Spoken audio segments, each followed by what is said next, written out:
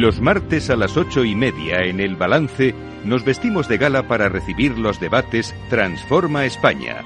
De la mano de Eduardo Serra y moderado por Federico Quevedo, todas las semanas dedicaremos un espacio a reflexionar y debatir sobre aquellos asuntos que contribuyan a transformar el futuro y hacer del nuestro un país mejor. Eduardo Serra, buenas noches. Buenas noches, Federico. Tenemos esos premios ahí a la vuelta de la esquina ya, ¿no? Sí. Tendremos que hacer un programa especial. Ya están cerradas las candidaturas, habrá que hacer un programa especial. Tendrá que ser el próximo día. Pues sí. Porque tenemos que contarlo, habrá que contarlo, habrá que hablar de ellos, habrá que hablar con los candidatos o con los premiados, habrá que hacer un poco de publicidad del asunto. Hoy vamos a hablar de turismo. Hablamos de turismo. Hoy hablamos de turismo. Lo vamos a hacer con un experto en la materia, con Carlos Abella Picazo, que es el secretario general de la Mesa del Turismo de España, que además ha sido director de Spain Cares, que tiene más de 15 años de experiencia, más de 35 años de experiencia, perdón que me equivoco yo, en el sector turístico y más de 30 años ocupando puestos de dirección en este sector. Carlos, muchas gracias por acompañarnos, por estar aquí con nosotros hablando de este asunto que evidentemente, ahora hablaremos de todo lo que ha pasado, de todo lo que ha ocurrido, de las perspectivas. Muchas gracias a vosotros, es un placer. Y tú, Eduardo, como siempre, pues nos pones, nos entras en materia. En suerte. Es. Bueno, yo creo que lo primero que sorprende al acercarse al turismo es que es una actividad económica muy reciente.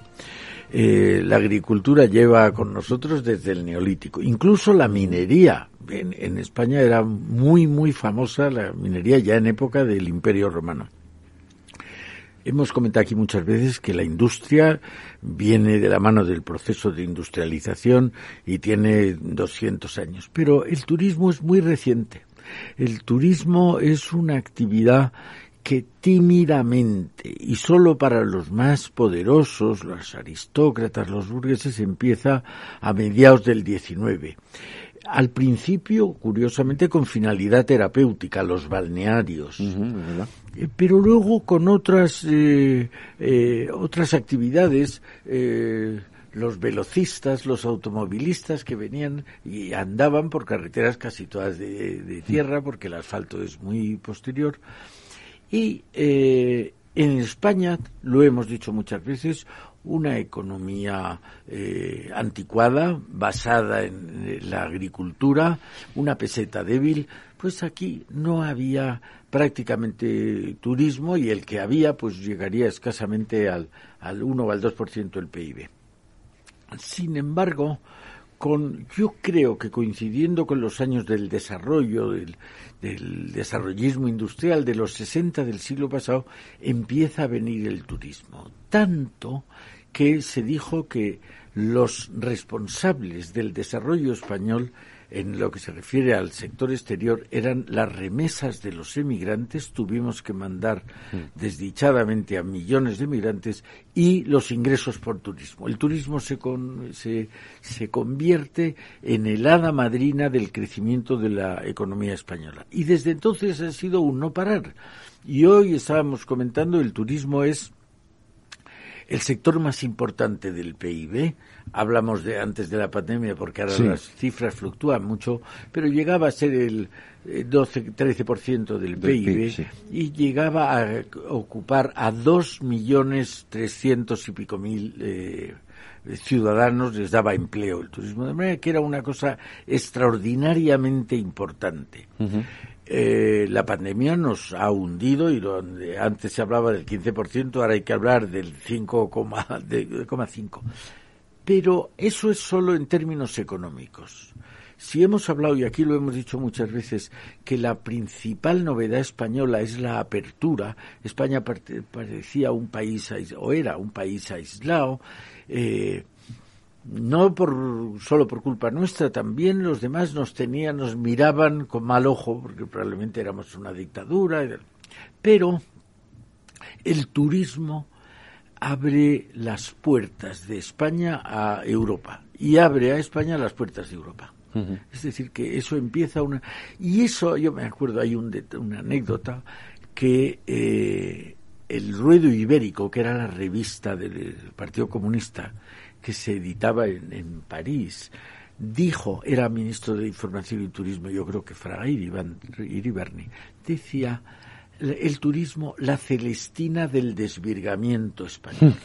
Pues los comunistas pensaban que era una desgracia porque estaba acabando con lo que era el principal mal nuestro, que era ese aislamiento que hemos comentado tantas veces. Entonces yo creo que hablar del presente, donde somos el segundo destino turístico del mundo, en número de personas después de Francia, por ingresos después de Estados Unidos, pero en ambos parámetros somos el número 2. Que España, que presumimos con razón de tener alguna empresa española entre las top 5 o top 10 de cada sector, de casi todos los sectores, en turismo somos el segundo destino turístico del mundo. Esto me parece que es un exitazo enorme como para que ahora llegue algún irresponsable a decir que no genera valor añadido. Mire usted, es lo que genera más porción de la tarta, que es el PIB, y hay que seguirla cuidando. Y con vistas al futuro hay que mirarla todavía con más cuidado. Don Carlos, una primera introducción o un primer acercamiento a este asunto. Bueno, evidentemente, me da gusto escuchar a Eduardo, porque esa historia del turismo y además esa puesta en valor, ¿no? Esa puesta en valor, como bien él decía, año prepandemia, año 2019, 83 millones de visitantes, segundo país del mundo en número de turistas, segundo país del mundo en ingresos por turismo, es decir, a pesar de que hay otro país que nos supera en el número de turistas, sin embargo ingresa menos por turismo que España. Estamos hablando de un sector de 12,4% del PIB, 13% del empleo, 12,4% directo, que llega hasta el 22% indirecto, porque claro, y lo hemos vivido y lo hemos sufrido desgraciadamente durante estos 2 años de pandemia. En el momento que se paraliza la actividad del turismo, hay muchos otros sectores que quedan totalmente paralizados, sino que solo pregunten a los taxistas de las grandes ciudades o a los comercios, etcétera, en el momento que cae el turismo. Otro dato significativo, y mencionaba Eduardo un poco de la historia del turismo, cuando se empieza a desarrollar en los años 60, evidentemente España tenía también una necesidad en aquel momento de ingresar divisas. Teníamos que empezar a ingresar divisas.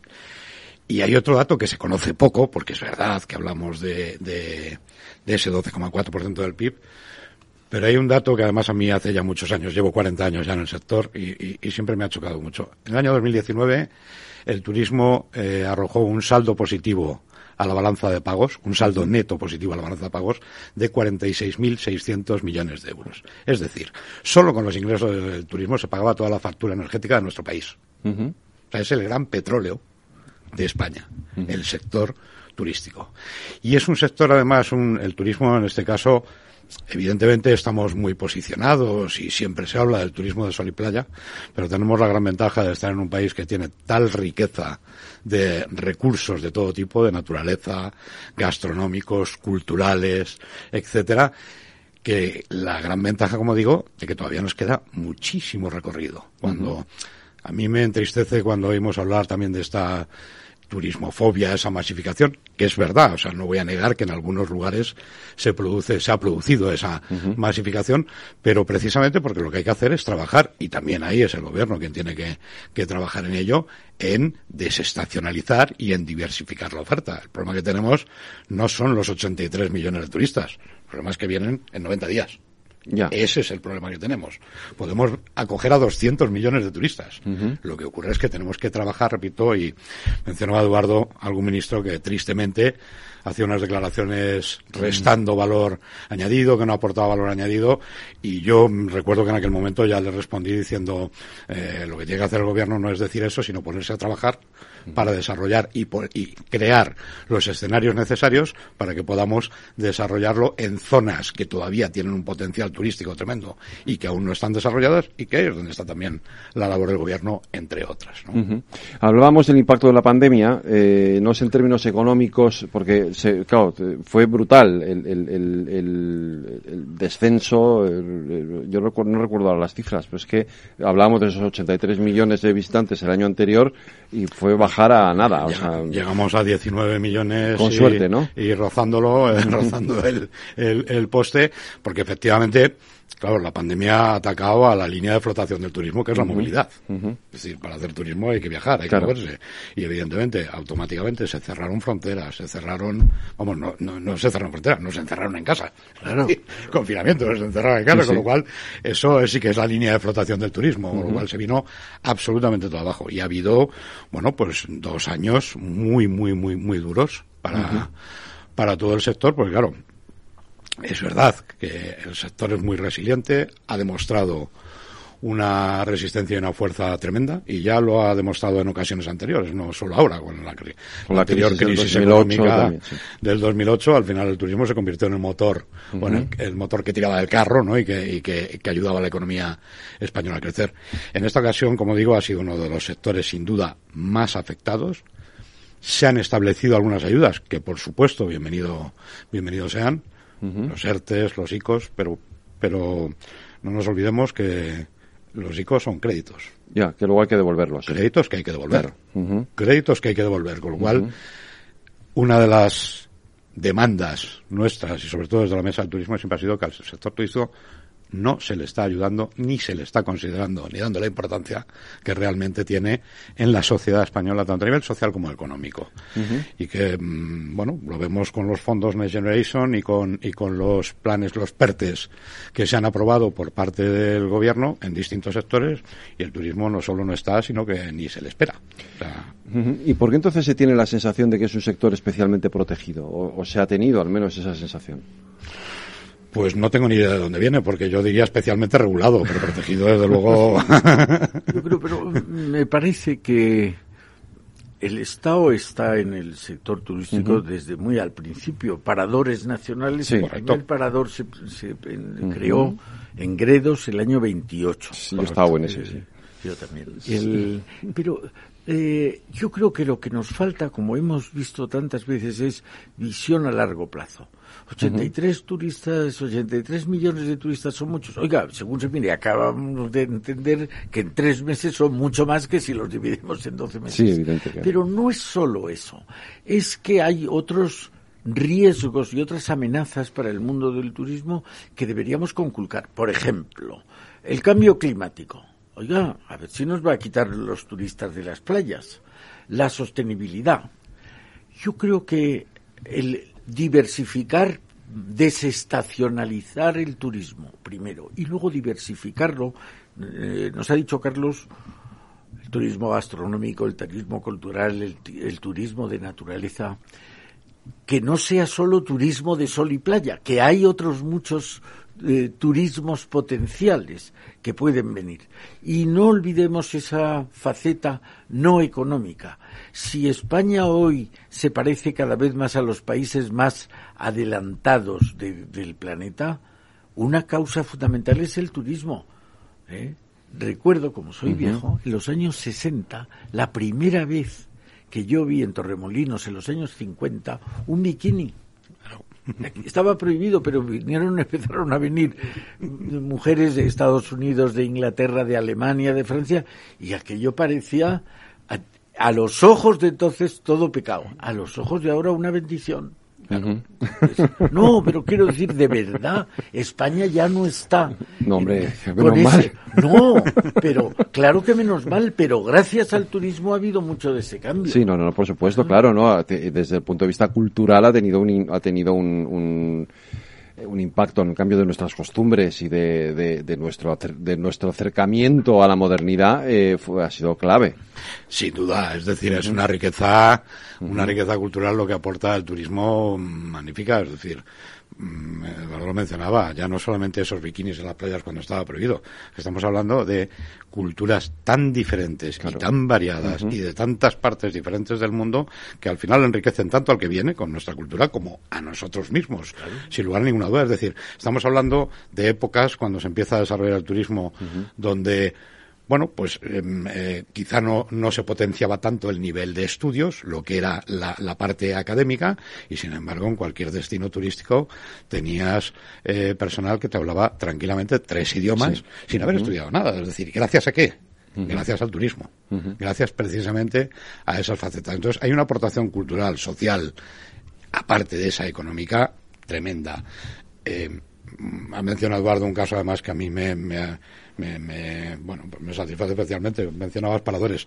Sí. Yo dirigí yo estuve 4 años de director general ¿Sí? de marketing y comercial de paradores dentro de mi etapa profesional, Sí. de las distintas ¿Sí? actividades que he hecho. Y claro, hay que salir fuera.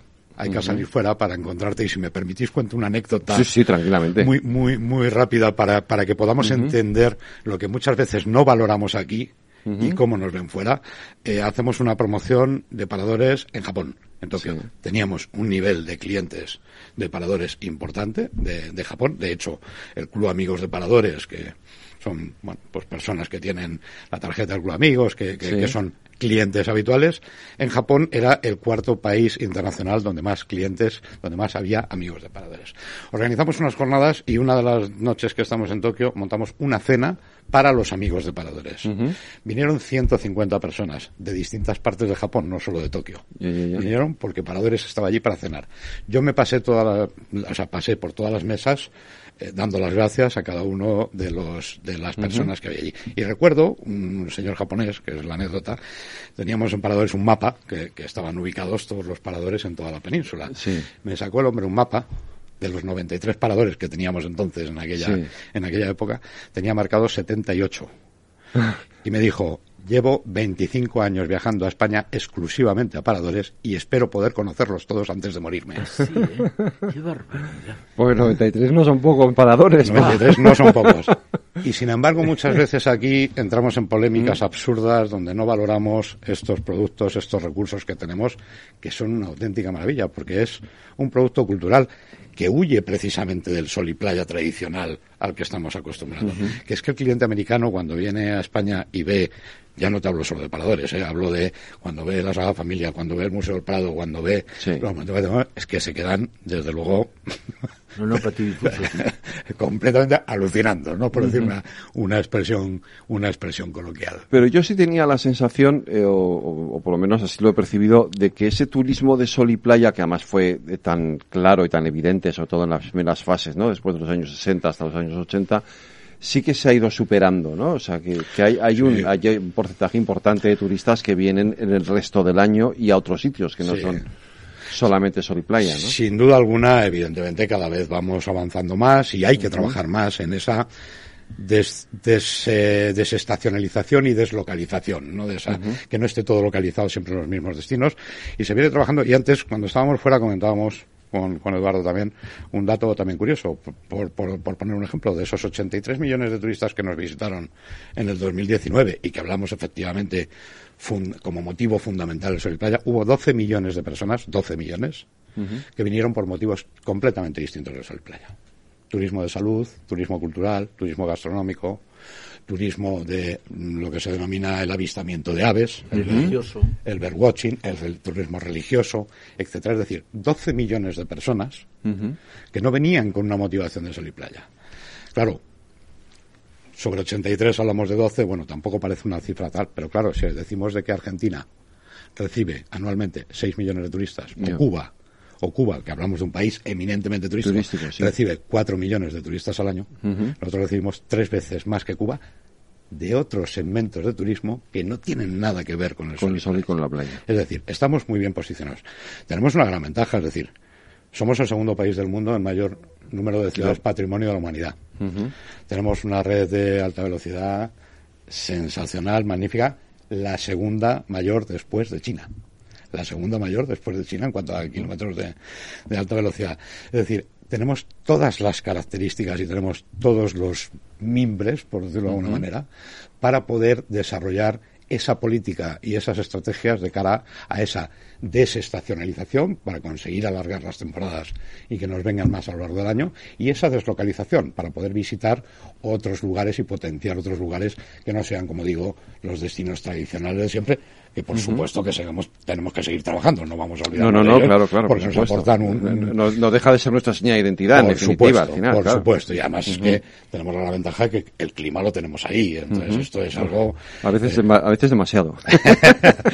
En esta ocasión, justo estos días precisamente estamos demasiado, pero es cierto que es un valor que, claro, que esos nórdicos que ya en los años 60 venían aquí en bikini tal, es porque evidentemente en sus países no pueden disponer de esas características del clima. Y ahora que se habla tanto de ecología, con razón, y sostenibilidad, somos el primero de esos destinos en reservas de la biosfera, cosa Correcto. Que no hay que...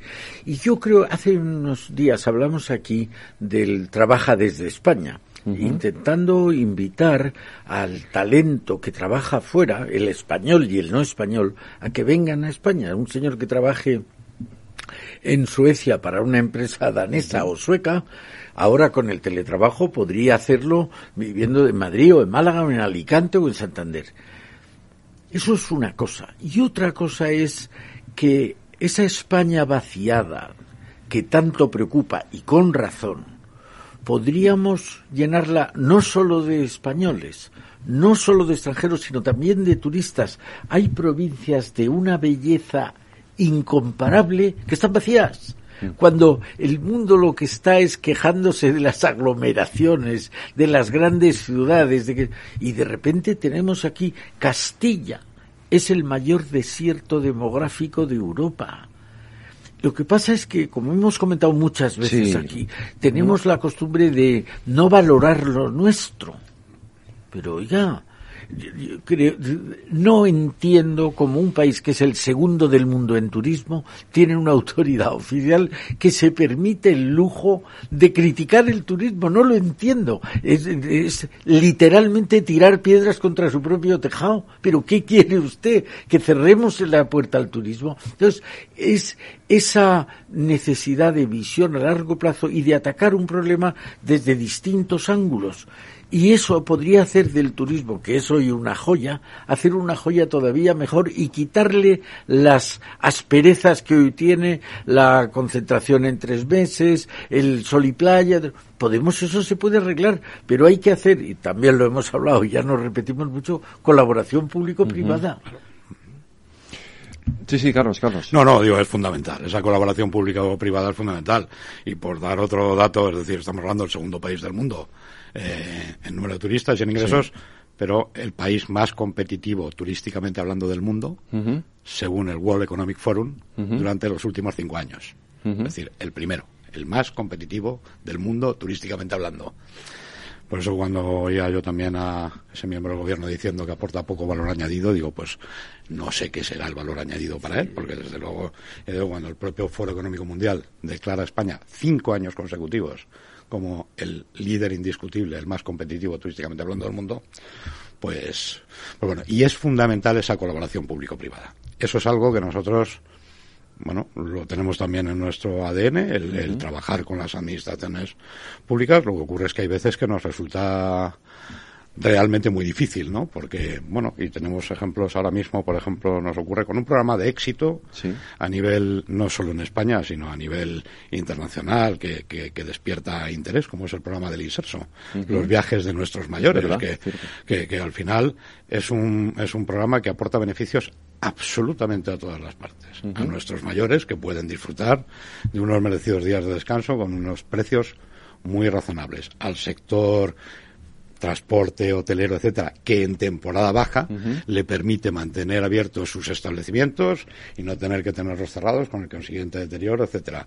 Al empleo, evidentemente, que todos esos empleados que trabajan durante la temporada baja para atender el programa del Inserso, es que si no estarían recibiendo una prestación de desempleo y con lo cual el Estado tendría. Y al Estado.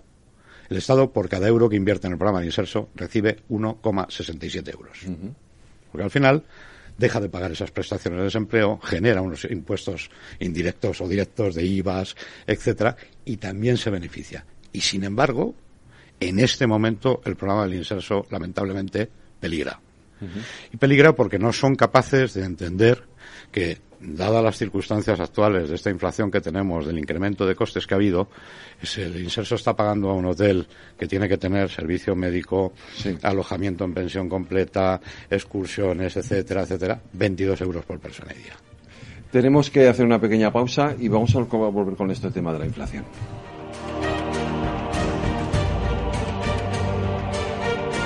Transforma España.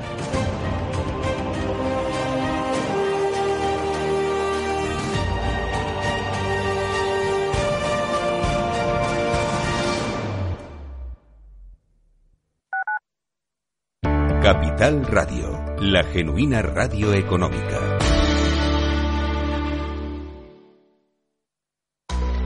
Deep Business, el programa de Capital Radio en el que descubrirás todas las soluciones que la inteligencia artificial ofrece al mundo de los negocios. Conducido por Álvaro García Tejedor, de la mano de Trilogic, a Tri Technology Brand. Los miércoles de 1:05 a 2 de la tarde, Deep Business, aquí en Capital Radio.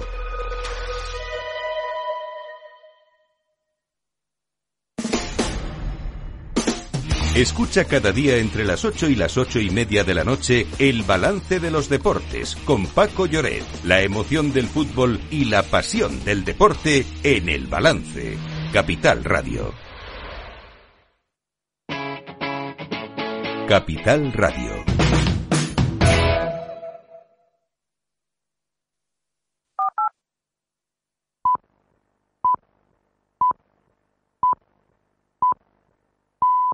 Transforma España.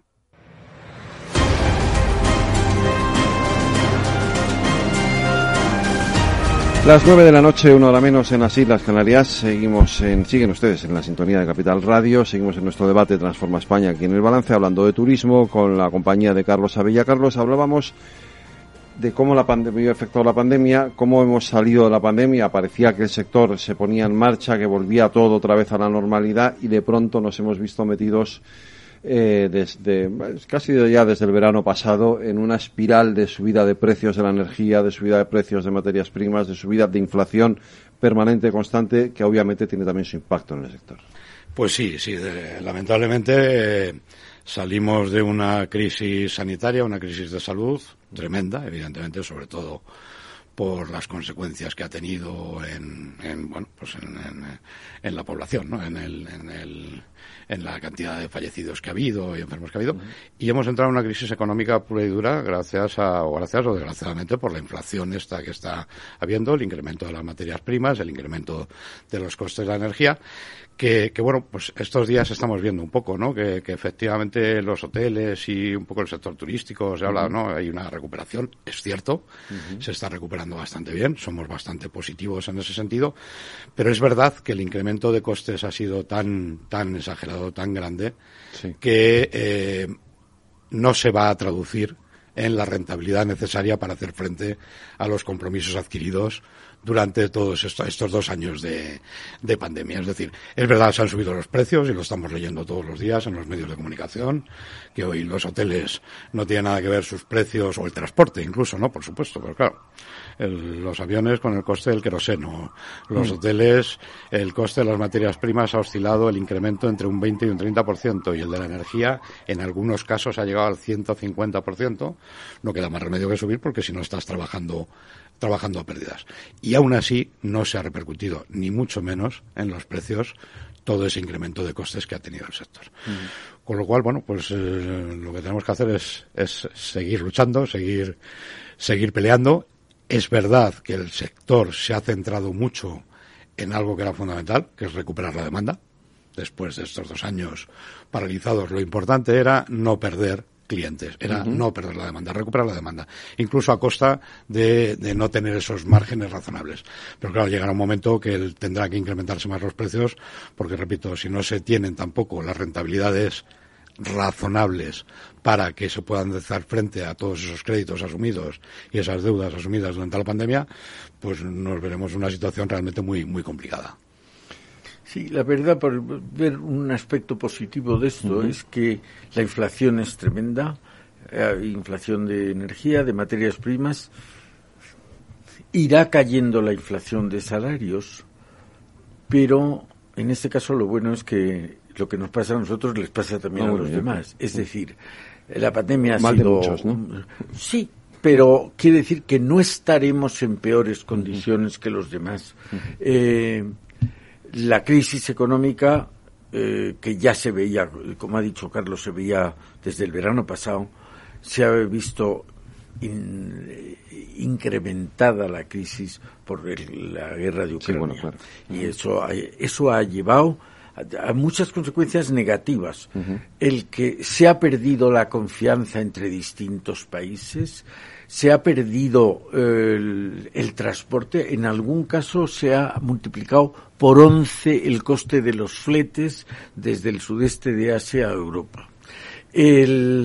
Se han paralizado, el puerto de Shanghái ha estado paralizado y eso origina cuellos de botella. Estamos viendo un sector también muy importante como es el del automóvil, que por falta de chips han tenido que estar paradas las cadenas de producción, y esto, como digo, es general. Hay que hacer todos los esfuerzos necesarios posibles para que eso se solvente. Pero esta vez no es una crisis solo de España, es una crisis de todo el mundo. No es una crisis de Occidente, no es una crisis de Europa, de Occidente, es una crisis mundial. La verdad es que se sufrirá en distinto grado. Nosotros la pandemia, como era la movilidad lo que se cargaba en la pandemia, la enfermedad, ha sido España un país turístico por excelencia el que lo ha sufrido en mayor medida. Esperemos que ahora seamos un país que sea capaz de sufrir esta crisis económica menos que los demás. ¿Se esperan para este año esa recuperación de la demanda? No sé si a los niveles de antes de la pandemia, pero más o menos. No vamos a llegar a los niveles prepandemia. Creemos que va a ser un año razonablemente bueno. Desde luego la temporada estival creemos que va a ser muy buena, muy buena. Las alertas, por decirlo de alguna manera, están precisamente en poder alargar un poco más la temporada. Es decir, el año pasado, el año 2021, sí que conseguimos, hasta que vino la sexta variante, creo que era, ya no lo recuerdo, el Omicron, la sexta, efectivamente, hasta que vino el Omicron, sí que habíamos conseguido alargar un poco más la temporada hacia el mes de octubre, hacia el mes de noviembre, y que continuaran viniendo pues muchos visitantes y muchos turistas a nuestro país esos meses. Este año tenemos nuestras dudas, precisamente debido a la situación económica y a la alta inflación que existe.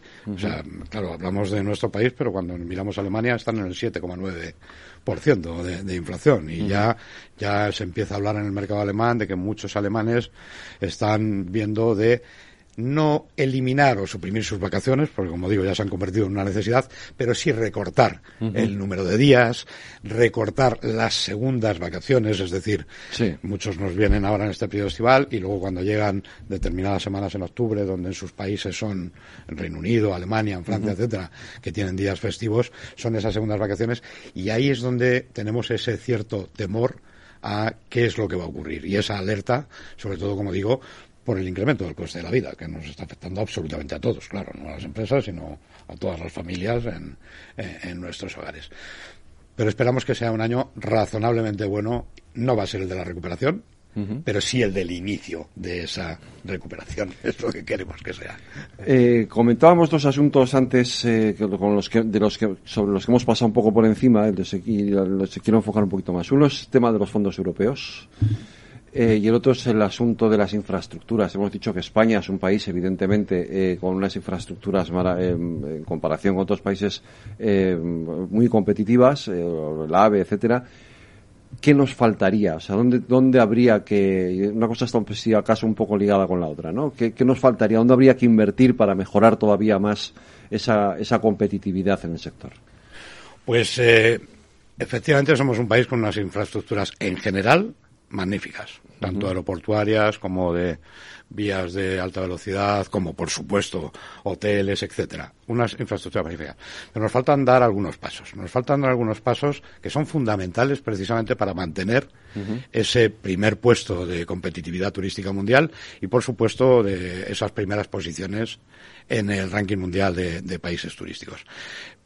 Uno de los temas, por ejemplo, que nosotros venimos desde la Mesa del Turismo defendiendo y apostando por ello, cuando se hablaba de esta fusión Iberia-Air Europa o esa posible compra, nosotros consideramos que es una operación fundamental, y que es una operación fundamental no por las compañías aéreas que son, sino porque lo que tenemos que desarrollar es un hub potente en Madrid, el aeropuerto Madrid o el Prat de Barcelona, pero sobre todo Madrid tiene un potencial tremendo para convertirse en un hub potente que pueda abrir las conexiones con Asia, que es el futuro. Es decir, Pensemos que Madrid está recibiendo un 5% de conexiones con Asia, aproximadamente, mientras que el aeropuerto de París, de Charles de Gaulle, o el de Ámsterdam, o el de Frankfurt, están recibiendo cerca del 22%. Uh-huh. Somos la puerta de entrada de toda Latinoamérica, sin lugar a ninguna duda, hacia Europa, pero nos falta que sea esa puerta de conexión para que todos esos pasajeros también puedan continuar hacia Asia o de Asia hacia España. Eso es un punto fundamental. Y para eso hace falta una compañía de bandera potente que pueda desarrollar ese hub en Madrid. Eso por un lado. Por otro lado, hay que trabajar, que es algo que venimos diciendo, en la intermodalidad y, por decirlo de manera que todo el mundo nos entienda, un señor que vuele de Nueva York a Madrid y que su destino final sea Valladolid, uh-huh, para no coger ninguno de los de tal, facture su maleta en Nueva York, sí, y la recoja en el AVE en Valladolid. Y la recoja en el AVE en Valladolid. Es totalmente necesario trabajar la intermodalidad de la conexión, uh-huh, de todos esos servicios. Y es que tenemos todo ya desarrollado para hacerlo. Hace falta, bueno, continuar trabajando, pero uh-huh, tenemos esas líneas de AVE, tenemos esas instalaciones magníficas aeroportuarias, pero el AVE tiene que llegar al aeropuerto. Es decir, no podemos hacer que un señor llegue al aeropuerto, tenga que recoger su maleta en la hacienda de equipajes, el autobús o el taxi, autobús, o un taxi hasta una estación a no sé dónde. Ahí es donde tenemos que continuar avanzando, porque eso es lo que nos va a permitir continuar siendo líderes mundiales, sin lugar a ninguna duda. Y hay una cosa que se hizo bien y que se ha reparado poco. Si nos damos cuenta, los últimos 50, 70 años económicos en el mundo han llevado a un proceso de concentración. Yo recuerdo hace muchos años, hicimos un estudio sobre la industria del automóvil. En 1950 había 2.000 industrias del automóvil en el mundo. Uh-huh. En el año 2000 había 200. En el año 2020 quedan 17. Ha ido concentrándose. Entonces, últimamente, ya en este siglo, hemos visto cómo ha disminuido el número de compañías aéreas. Casi todas en Europa se han adherido a las grandes. Uh-huh. La portuguesa, la italiana, se han adherido a las grandes. Nosotros se hizo muy bien el hacer que Iberia se juntara a la par, 50-50, con la más grande, que era British Airways. Entonces se habló mucho de hacer un hub. El hub, que lo ha explicado muy bien Carlos, es que tú no eres solo punto de destino final, eres punto de conexión. Es que el señor que quiera ir desde La Habana a Vietnam pueda ir si quiere pasar por Europa. Correcto. Y ahí hay dos posibles hubs. Uno ya lo es, que es Heathrow, más enfocado al hemisferio norte. Sí. Pero al hemisferio sur, al sudeste, al sur de Asia, a América Latina, a África, el mejor posicionado está en España. Eso lo deberíamos hacer con mucho ahínco. Yo creo que esa es una labor que se ha hecho muy bien, pero que, como antes decía Carlos, se debe continuar. Y luego es verdad que en infraestructuras estamos extraordinariamente bien, mejor de lo que queremos creernos. Pero el turismo ha ayudado mucho a esa creación y esa mejora de infraestructuras. El que los trenes de alta velocidad, las autovías, hay que decir, porque es justo decirlo, y a lo mejor hablamos cuando los premios de ello, que la Unión Europea ha ayudado. Uh-huh. Y dentro de la Unión Europea algún español ha ayudado mucho a que llegaran ese dinero a España. Bueno, pues se trata de seguir en esa línea. Yo creo que no somos conscientes de todo lo que hemos conseguido y que eso nos indica que podemos seguir consiguiendo, ¿no? Ese es el quid de la cuestión. Uh-huh. Sobre los fondos, Next Generation, ¿qué es lo que demanda el sector? ¿Por qué no hay no se está recibiendo Bueno, en primer lugar lo que estamos viendo es que hay muy poca información. Uh-huh. Eso en primer lugar, ¿no? Es decir, hay poco diálogo del gobierno con el sector para informar realmente de cómo se van a gestionar esos fondos. En segundo lugar, prácticamente hasta ahora todo lo que hemos visto que se ha movido de los fondos Next Generation ha ido a parar al sector público. Uh-huh. Al sector privado prácticamente nada, muy poco. Y luego, concretamente, el sector turístico, lo que lo comentaba antes, ¿no? Es decir, se han desarrollado PERTES, planes específicos de recuperación y transformación para algunos sectores, como es el del automóvil, bueno, el de la lengua española, etcétera, que se supone que precisamente tienen que ayudar a desarrollar de una forma mucho más potente esos sectores, y al sector turístico no se le ha considerado ni se le considera. No se considera, o por parte del gobierno no consideran que sea necesario hacer un PERTE específico para el sector turístico. Cuando nosotros consideramos que, sin lugar a ninguna duda, cualquier euro que se invierta en el sector turístico, repito, que va a devolverlo con creces al resto de la sociedad, y que, por lo tanto, ¿qué se debería hacer?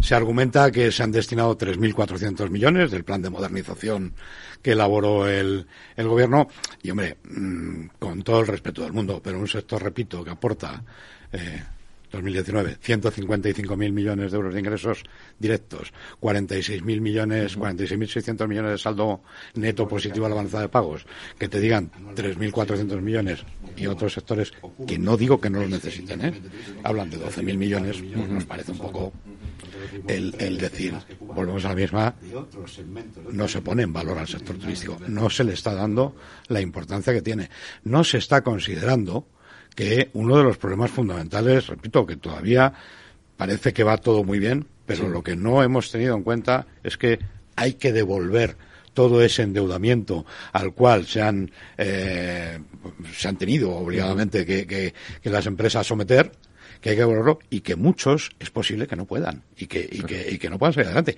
y que hace falta ayuda.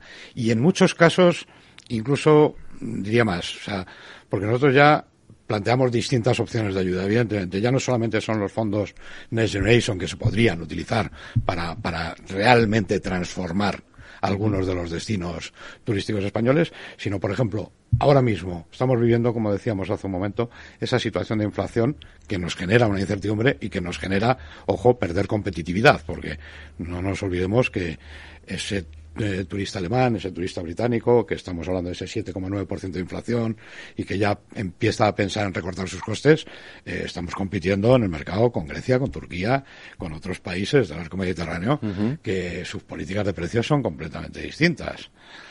Una de las cosas, por ejemplo, que le veníamos demandando al gobierno es decir, de manera totalmente coyuntural, no estamos diciendo, oiga, bájenos el IVA para siempre, no. Pero lo han hecho otros países, lo ha hecho Alemania, lo ha hecho Italia, lo ha hecho Portugal, lo ha hecho Francia. Bajar el IVA para el sector turístico en un momento que necesitamos seguir siendo competitivos para precisamente recuperar esa demanda. Para no perderla, ya llegará el momento otra vez de, volvemos a la misma, recuperar rentabilidad. Pero de momento es recuperar la demanda y que no se nos vayan hacia otros destinos. Y ahí es donde pedimos esas ayudas y, lamentablemente, ni en los fondos ni en respuesta a estas peticiones, que repito que además no lo pedimos ni siquiera para todos los sectores turísticos, sino algunos especialmente afectados durante un tiempo limitado, evidentemente, para recuperar esa continuidad, pero no vemos la sensibilidad para ayudar a un sector, como digo, que consideramos que es tan importante, tanto económica como socialmente para nuestro país. Nos pasamos la vida diciendo que heredamos un aislamiento terrible, pero todavía quedan vestigios de ese aislamiento, y una de ellas es ignorar la parte exterior. Oiga, estos señores empresarios del turismo que tienen mucho dinero, oiga, ese empresario gana el dinero compitiendo con el empresario griego y con el empresario argelino y marroquí, italiano. Eso no se tiene en cuenta. Entonces, como si miramos solo de frontera para abajo, yo no le voy a dar a este que tiene dinero, le voy a dar a este que no tiene. Oiga, es que para seguir generando riqueza necesita ser competitivo. Pero si nos perdemos de vista todo lo que está fuera de las fronteras, entonces no tiene sentido. Por eso yo creo que hay que hacer un llamamiento a mirar fuera de nuestras fronteras, que es donde se toman las grandes decisiones. ¿Dónde se decide el precio del petróleo? Se decide aquí, no se decide aquí, se decide fuera. Donde las grandes decisiones se toman fuera. Luego, si no tenemos atención, no prestamos atención al mundo exterior, nos vamos a equivocar seguro. Y ese es el riesgo que estamos teniendo para no seguir transformando España, que es el lema, ¿no? Tú, Eduardo, antes lo has pasado por encima y a mí sí me gustaría incidir un poco en este asunto, que es el tema de la sostenibilidad, porque es uno de los grandes debates en el sector turístico. Hemos comentado antes también que había esa cierta animadversión porque si el turismo era incompatible con el medio ambiente o ha sido agresivo con el medio ambiente. Yo creo que ya no estamos en ese paradigma, pero aún así hay una relación turismo-sostenibilidad importante que creo que a lo mejor ahí sí también hace falta planteamientos, ¿no? Bueno, sin duda alguna, es decir, es que hoy en día yo creo que ya no solo para el turismo, sino para todos los otros sectores en todos los ámbitos, la sostenibilidad no es una opción, es una obligación, es decir, esto es así. Pero luego hay algo curioso también, ¿no? Porque efectivamente en muchas ocasiones se ha acusado, entre comillas, al sector turístico de eso de ser poco sostenible, cuando yo es que no estoy en absoluto de acuerdo. Es decir, yo, como digo, llevo 40 años en este sector, casi toda la mayor parte, digamos, de mi carrera profesional vinculado al sector hotelero. Y yo te puedo decir, hace 20, 25 años, hoteleros que ya buscaban la geotermia para ser más eficientes, porque al final era por una cuestión hasta de costes, y que evidentemente eran 1000 veces más sostenibles que cualquier otra industria de la que hubiera y que llevan muchísimos años trabajando en ese tema de la sostenibilidad. Lo que pasa es que no sé por qué se etiqueta al sector turístico.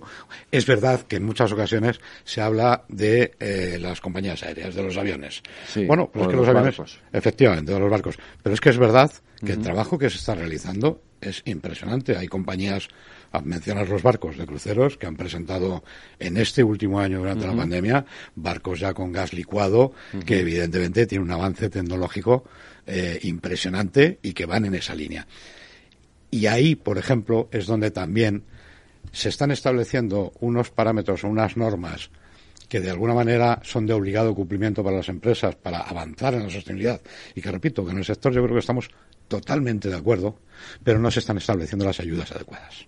Bueno. Y ahí es donde también, y tenemos la oportunidad con esos fondos Next Generation, repito, de ayudar a las empresas, porque evidentemente una gran compañía de cruceros o las compañías aéreas que están haciendo unos avances espectaculares pueden tener más recursos, pero no nos olvidemos que España y el sector turístico es un sector muy atomizado, es decir, porque nos hagamos una idea, hablamos aproximadamente de unos 16.000 hoteles, digo por un dato, solo el 40% son de cadenas hoteleras. 60% son hoteles individuales, independientes. Claro, es decir, hay que ayudar a este sector para que siga dando todo lo que ha dado durante estos años. Y ahí es donde, pues es donde echamos en falta esa colaboración público-privada y ese diálogo. Sobre todo ese diálogo. Es decir, señores, antes de diseñar los planes, siéntense con el sector y escuchen también cuáles son las necesidades del sector para que esos planes se diseñen, no solamente que vayan a ayuntamientos, que vayan a comunidades autónomas, porque, repito, hasta ahora lo que estamos viendo es que todo va al sector público. Yo recuerdo cuando empecé a trabajar en la administración, estoy hablando del siglo pasado, que intentando llevar a la conciencia de la administración los intereses de algún sector económico muy importante, me dijo, entonces era un ministro, me dijo, sí, lo que quieres es que llamemos a los conejos para hablar de la ley de caza. Eso refleja muy bien el concepto que hay en un cierto ámbito de la administración, que es decir, bueno, ustedes están para que yo les cace, oiga, que son los que generan la riqueza, mírenlo usted con un poco más de altura de miras, ¿no? Entonces, yo creo que, como tú has dicho, estamos asistiendo en estos precisos años a un cambio de paradigma fantástico. En el tema de la sostenibilidad, sin duda. En el tema del cambio climático, sin duda. En el tema de la relación entre el hombre y los demás seres vivos, de los seres animales, han aparecido en toda Europa partidos animalistas. ¿De cuándo aquí? En el año 70. Yo en esos años trabajaba en el Ministerio de Industria. Es la primera vez que oí la palabra ecología. Porque hasta entonces nadie hablaba de ecología. Cuando el hombre era capaz de hacer un puente más largo, una mina más profunda, se conservaba una heroicidad. Hoy casi cuando dice el hombre ha conseguido una victoria sobre la naturaleza, se considera que es una especie de suicidio, es decir, están cambiando los paradigmas y por tanto deberíamos entre todos colaborar para ver cuál es la mejor manera de alcanzar el paradigma sin perjudicar lo que ya tenemos. El decir, oiga, el CO2 contamina y son gases de efecto invernadero. Bueno, pues una solución simplista es decir que ahora mismo ya nadie queme ni carbón, ni petróleo, ni nada. Bueno, pues eso quiere decir, si eso se hace mañana, que estamos condenados a pasar frío, a pasar hambre. Mire usted, lo razonable parece que se haga entre todos un esquema que permita disminuir los gases de efecto invernadero y al mismo tiempo permitir la vida en el planeta. Por lo tanto, hay que combinar las distintas metas de cada uno. ¿Y cómo se combinan? No hay mejor manera, hay dos maneras. Una por la fuerza y otra manera que es por el diálogo. Entonces, cuando hablamos de colaboración público-privada, estamos hablando de apostar por el diálogo y no apostar por la fuerza, por la medida unilateral. Sí, totalmente de acuerdo. Es que efectivamente las soluciones las tenemos que buscar entre todos y aportar absolutamente todos. Y en muchas ocasiones, pues lamentablemente lo que nos encontramos es que no se cuenta con el que realmente sabe y el que conoce cuál es la problemática, que es el profesional que vive el día a día y la realidad del sector turístico. Con todo el respeto del mundo, que por supuesto además tengo muy buenos amigos y conozco muchos funcionarios en el sector turístico que son auténticos profesionales y maravillosos profesionales, pero es que también en muchas ocasiones te encuentras con determinados cambios, con que tu interlocutor es alguien que viene de... no sé, me da exactamente igual. No tiene nada que ver con el sector turístico, ellos mismos te lo dicen, y dices, señores, diseñémoslo entre todos, dejarnos por lo menos tener voz para... No nos consideren los conejos. No nos consideren los conejos, es decir, porque es que al final, bueno, por eso y encima cuando además oímos que es un gobierno que está basado en el diálogo, pues llévenlo a la práctica, por favor. Ya. Por favor. Carlos, claro, el turismo, hemos hablado de turismo, nuestro turismo aquí en España, pero el turismo es un negocio mundial, es un negocio en todo el mundo.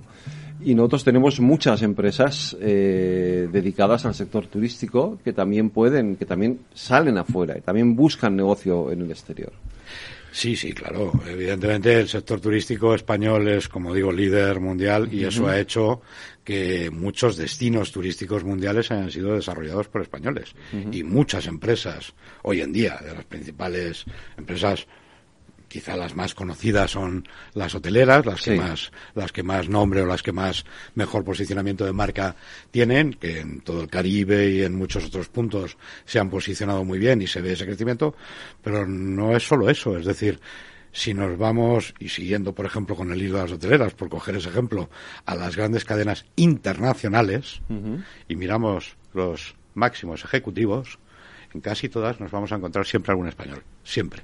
O sea, no solamente es que las empresas han salido al exterior y han creado esa riqueza exportando, sino que hemos exportado mucho talento a nivel mundial dentro del sector turístico. Y lo seguimos haciendo, ¿eh? Es decir, repito que ahora mismo cogemos máximos ejecutivos de compañías internacionales, líderes mundiales indiscutibles, y dices, oye, el consejero delegado, español.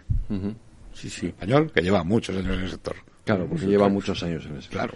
Hace mucho bien esos programas de algunas cadenas de televisión de españoles por el mundo, madrileños por el mundo, porque eso es una verdad que tenemos. Es una verdad, lo sabemos, pero no nos la llegamos a creer. Y sin embargo, cuando lo ves, entonces empiezas a creértelo más, ¿no? Efectivamente. Pues cerramos el asunto con una última reflexión. Pues yo no sé si tú quieres, hago yo y luego te cierras tú. Como queráis, a mí me parece que la reflexión es, tenemos una joya con el turismo, cuidemos esa joya y veamos qué le viene mejor para conservar esa joya en el futuro inmediato. Y en ese futuro inmediato es tener un turismo de más calidad. Hay una cosa que se ha dicho y que habría que, a mi modo de ver, habría que subrayar. Aquí se dice, sí, van muchos turistas, pero barato. Hay un país, Francia, que recibe más turistas que nosotros Sí. y tiene menos ingresos. Luego no seremos tan baratos, Claro. no seremos tan... Bueno, pues un poco tenemos una joya, no la desperdiciemos. Solamente por poner un ejemplo, Finlandia se está convirtiendo en un país ejemplar, por muchos motivos. La educación. Finlandia, todo el dinero que destina a I+D lo destina a un sector, que es las telecomunicaciones. ¿Por qué? Porque tiene una empresa que se llama Nokia, que es líder mundial. Y ellos quieren lo que tienen como joya máxima de la corona, cuidarla como oro en paño. Hagamos nosotros lo mismo. Si tenemos una joya que es el turismo, cuidémoslo como oro en paño. Carlos. Bueno, no puedo estar más de acuerdo, sin lugar a ninguna duda. Tenemos una joya, tenemos, como yo he dicho siempre, nuestro petróleo es el turismo en España. Y yo solamente me gustaría añadir algo más, porque precisamente muchas veces como esa forma de denostar el turismo. El turismo es una empresa de la cual somos accionistas todos los españoles. Y recibimos beneficios de esa empresa que se llama turismo. No la menospreciemos, ayudémosla, sigamos creciendo y sigamos evolucionando para mejorar y para que mejore la sociedad con el beneficio del turismo también.